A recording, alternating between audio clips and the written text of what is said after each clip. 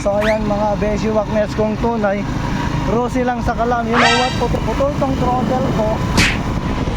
Hindi ako nagpipigar. Tumatakbo siya. Ang ginawa ko, tinaas ko na lang yung, basta in-adjust ko yung pipikaran niya. Ayun, okay na siya. Kahit hindi na ako nagpipikar, tumatakbo siya ng napakatulin. Number 4, okay, going to 5. Dire-diretso lang to, wala nang bomba-bomba. Diba, ang galing, ang talino. Pero pagpangat mga Beshiwakness ko, mahihirapan siya.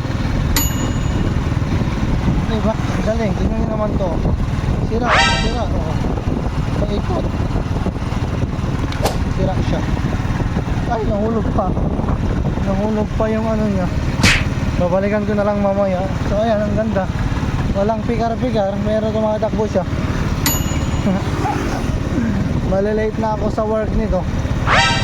Pero okay lang yan, sige na, babush.